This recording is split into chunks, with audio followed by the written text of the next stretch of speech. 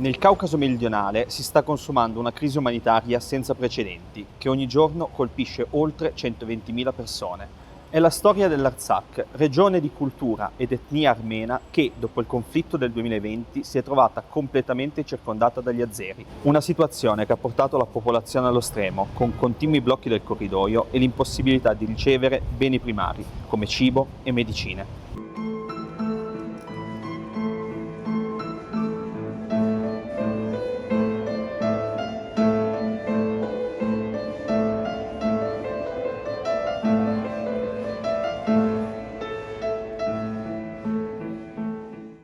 Crisiswatch ha deciso di approfondire la questione, parlandone proprio con chi, in quei territori, ogni giorno cerca di fornire aiuti essenziali per la popolazione.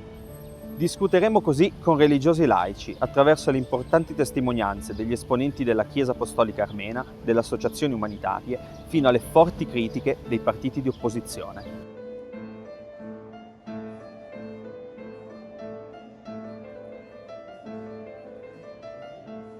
Purtroppo il mondo sta per cambiare. In passato avevamo una forte amicizia tra gli uomini, eravamo pronti di dare anche la sua vita per l'amico. Tutto è cambiato e l'amicizia non esiste di più, esistono soprattutto gli interessi. Su questo livello mi sembra che Armenia attualmente non ha nessun alleato. La Russia ha i suoi interessi qui in Armenia, non vuole far perdere questa Armenia perché sarà una grande Turchia. Questa era l'idea di Erdogan. Armenia per l'Iran è unica porta attraverso quale la merce arriva in Europa. È un ponte di arrivare fino all'Europa. Se guardiamo per esempio l'India, sì, l'India vuole creare buoni rapporti con l'Armenia perché l'Azerbaigian ha buoni rapporti con Pakistan. Per Occidente sicuramente l'Armenia non ha né fossili, né il petrolio, né gas, invece per Occidente serve gas, petrolio di Azerbaigian e serve attraverso l'Armenia, attraverso anche tanti morti.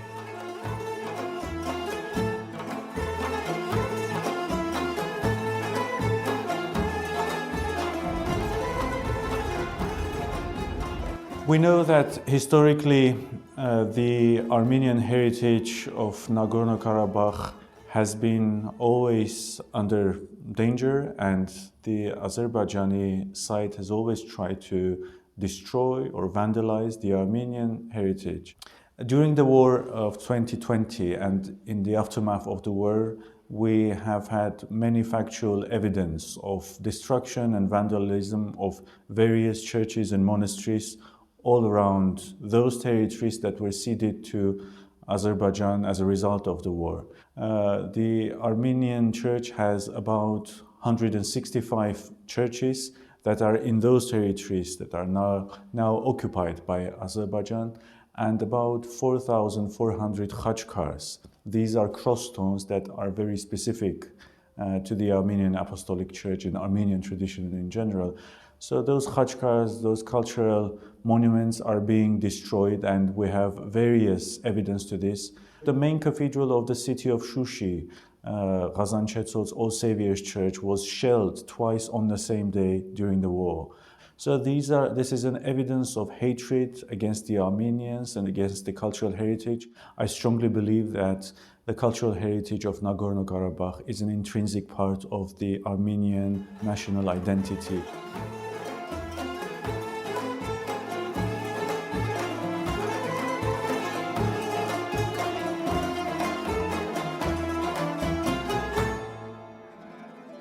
Il corridoio di Lachin collega la capitale dell'Artsakh con il resto dell'Armenia. Dal 12 dicembre del 2022 gruppi di azeri, sostenendo di essere attivisti ambientali, hanno bloccato il passaggio. Successivamente l'esercito azero, approfittando del blocco provvisorio, ha istituito un checkpoint non previsto dagli accordi di pace per aumentare ancora di più il controllo sul corridoio. As of December 12th of 2022, there has been an ongoing blockade of the Lachin corridor, which is this vital humanitarian road that links Nagorno-Karabakh to Armenia. Nagorno-Karabakh's sort of geographic position, it's an enclave within the international borders of Azerbaijan. There's no other way for anyone to get in or out of Nagorno-Karabakh except through the Lachin corridor. So it's not just some normal road, it's a humanitarian lifeline. So on December 12th, a group of self-proclaimed eco-activists, they just sort of showed up at a certain position near Shushi, which is under Azerbaijani control right now, and started protesting there, blocking the road. And what we thought would be just a brief moment has now turned into, we're I think in the 6th month. It has caused a humanitarian crisis because that road being blocked makes it, Nagorno-Karabakh depends heavily on the provision of food and aid and medicine, and also being able to come into Armenia for, let's say, emergency medical treatment. All that has come to a halt. And despite the fact that the international community has been calling on Azerbaijan to lift the blockade, and there are orders from the highest courts in the world to say, you need to lift this blockade, the regime has changed, where on April 23rd, they installed what's now called a checkpoint. So it's no longer these protesters, but it's armed Azerbaijani guards, which makes the situation much more dangerous.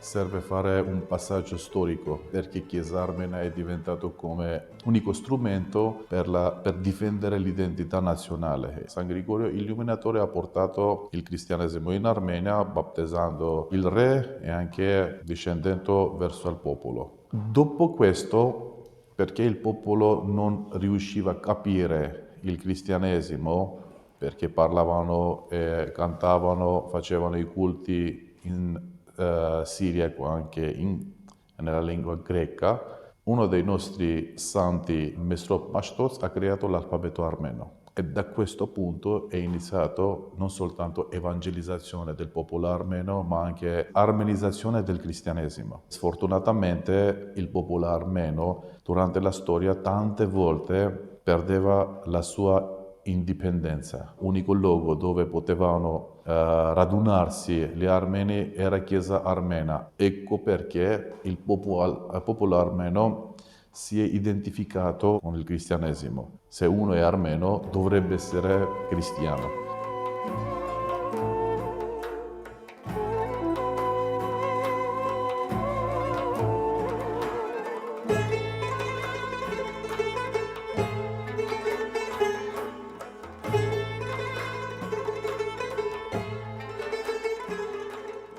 La comunità internazionale non sembra però essere realmente interessata al dramma che si consuma ogni giorno in Artsakh. Migliaia di armeni, anche molto giovani, giacciono qui sulla collina di Yerablur, con lo sguardo rivolto verso la terra per cui hanno dato la vita, sperando ancora in una risposta concreta da parte dei dialoghi in corso. The protection of this population will de facto fall to Azerbaijan, and that's just an impossible thing to happen. If you are the most detested minority of a country, how can you expect to be properly protected? Living conditions are getting worse and worse to a point where it will become untenable for Armenians to continue to live there, and there will likely either be a mass exodus or a slow death. The prospects for the region are not good, and the situation, facts on the ground keep changing very quickly, and it's hard to keep up with those changes in a way that protects the lives and the rights of 120,000 Armenians who live there.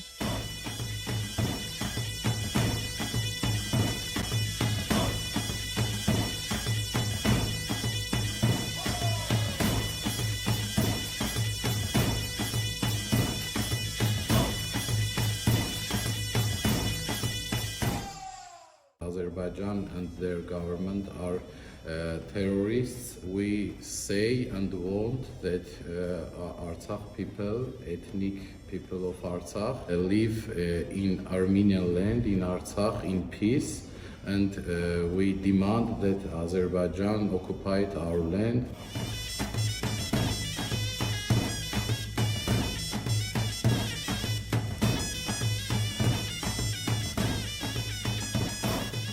What Azerbaijan do, how many people Azerbaijan kill in Artsakh, whatever he want and whatever he do, Artsakh is Armenia, and we will fight for our land. We will not change our opinion, and nobody can say us that Artsakh is Azerbaijan, or the people of Artsakh must go and live from Artsakh to another place. Our people have no food to eat, have no water, have no road to come to Yerevan or Armenia, and from Armenia we cannot go to Artsakh, and it all do Azerbaijan. The human rights for Azerbaijan is in wrong position, and we say to the world, to all countries, that they criticized criticized Azerbaijan, Aliyev, terrorist president of Azerbaijan. For me, Azerbaijan is no country, because he have history of 100 years, and it is for us a terroristic organization from Turkey, Erdogan, and Azerbaijan cannot do that he is doing nowadays. I think that in our country, government must be changed, because this government don't think about Armenian people, Artsakh people. They cannot speak with Azerbaijan or with Aliyev that our people live in peace, that our country live in peace, because Nikol Pashinyan and Aliyev think so, I think, and that can't be the opinion of our nation. Nikol Pashinyan must say we can keep Artsakh, we can keep Armenian nation and the lands that God give us.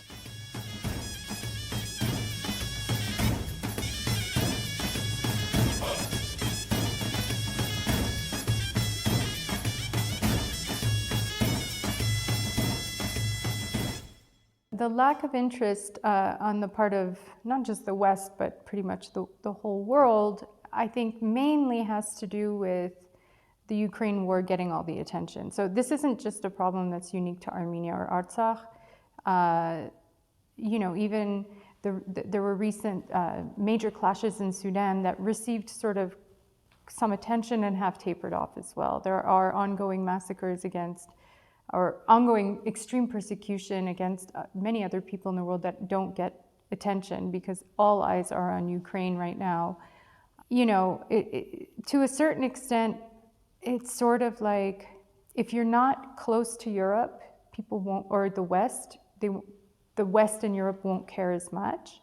And there's also a certain, if a crisis goes on long enough, then I think people will start losing interest or become desensitized to it.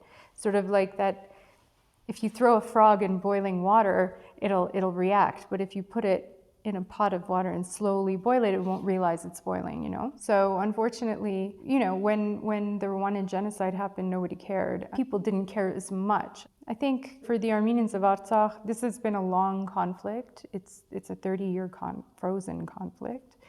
And so when there are explosive moments, the world pays attention, and then it sort of tapers off.